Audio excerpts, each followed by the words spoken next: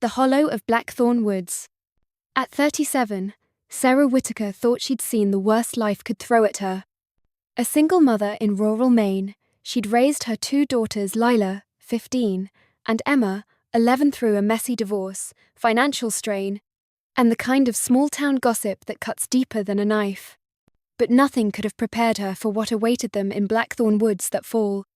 It was late October, and the air carried the crisp bite of autumn. The girls had been cooped up for weeks, restless from school routines and the grey monotony of their small rental house. Sarah wanted to give them something special, a day to forget their troubles. Lila, with her sharp wit and teenage defiance, had been distant lately, while Emma, still clinging to childhood, begged for adventures like the ones in her fantasy books.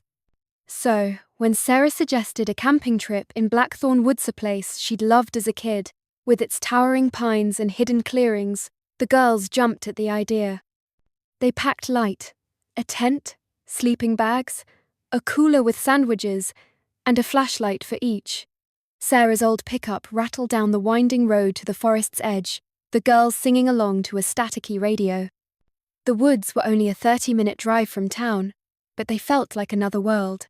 The trees loomed tall, their branches weaving a canopy that blocked out most of the fading daylight.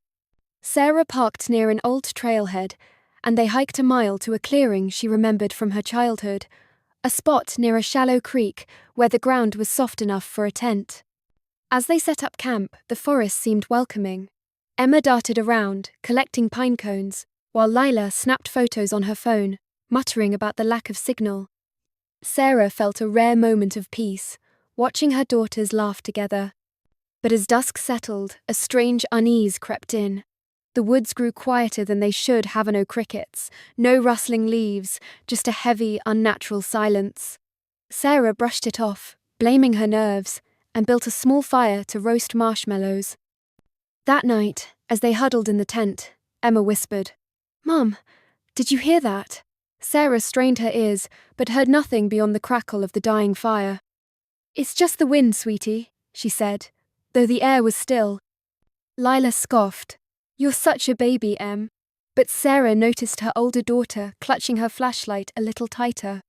Around midnight, Sarah woke to a sound, a low, guttural hum, like a chant carried on the wind. She sat up, heart pounding, and saw that Emma was awake too, her eyes wide in the dim glow of the tent. "Mum, it's coming from the trees," she whispered. Lila stirred, muttering, "What's your problem?"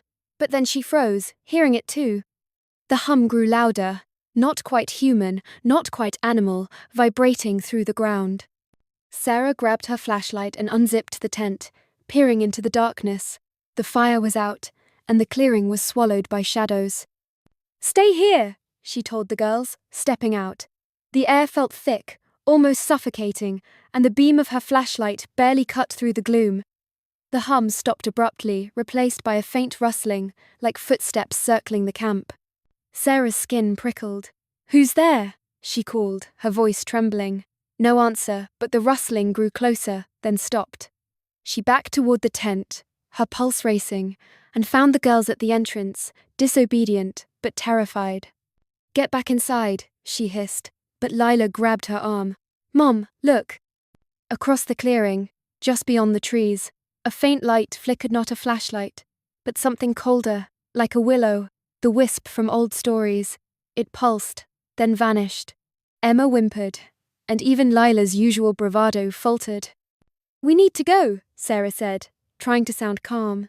They packed up in a frantic rush, stuffing sleeping bags into backpacks. But as they reached the trail, Sarah realized the path looked wrong-twisted, overgrown, not the way they'd come. Her stomach dropped. The forest, so familiar in daylight, felt like a labyrinth now.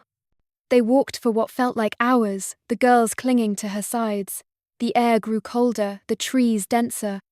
Every few minutes, that hum would start again, closer each time, accompanied by whisper swords they couldn't quite make out, like a language forgotten by time. Emma started crying, and Lila, usually so tough, was shaking. Sarah's mind raced for explanation shunters, pranksters, her own imagination, but nothing fit. The flashlight beams seemed to dim, and the batteries, fresh that morning, flickered.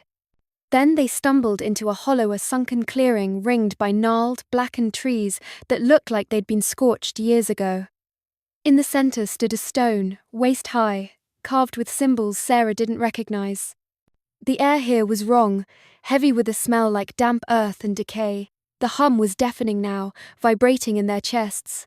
Emma screamed, pointing at the trees. Shadows moved, not animals, not people, but shapes, tall and thin, with limbs that bent unnaturally. They didn't approach, just watched, their forms flickering like static. Sarah grabbed her daughters and ran, not caring about the trail anymore. Branches scratched their faces, and the ground seemed to shift beneath them. Emma tripped, and as Sarah pulled her up, she saw something in the girl's hand, a small, smooth stone, etched with the same symbols as the one in the hollow. "Where did you get that?" Sarah demanded. Emma sobbed. "It was by the tent. I thought it was pretty." The whispers grew louder, now forming words. "Keep it. Stay." Sarah's blood ran cold.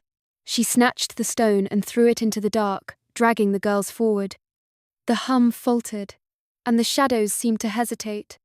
Finally, after what felt like an eternity, they broke through the trees and saw the faint outline of their truck. They scrambled inside, Sarah fumbling with the keys, and peeled out onto the road, the forest shrinking in the rearview mirror. Back home, they didn't sleep. Lila, pale and quiet, kept checking the windows. Emma clutched her mother, refusing to let go. Sarah couldn't shake the feeling that something had followed them. The next morning, she found scratches on the truck, deep, deliberate marks that hadn't been there before. She called a local historian, an old man who'd lived in town forever, and told him about the hollow, the stone, the symbols. His voice grew grave. "You found the Blackthorn hollow," he said. "Folks say it's older than the town, older than the settlers. Something lives there, and it doesn't like visitors." Sarah burned their camping gear, hoping to sever any connection to that night. But weeks later, Emma started sleepwalking, muttering words Sarah couldn't understand. Lila began drawing the symbols from the stone in her sketchbook, claiming she didn't remember doing it. And sometimes, late at night, Sarah heard that hum again. Faint, but unmistakable, coming from the woods behind their house. They never went back to Blackthorn Woods, but Sarah knows, deep down, that the forest hasn't forgotten them. Thanks for reading this chilling tale. If it gave you goosebumps, share it with friends who love a good scare, and maybe think twice before camping in an unfamiliar wood.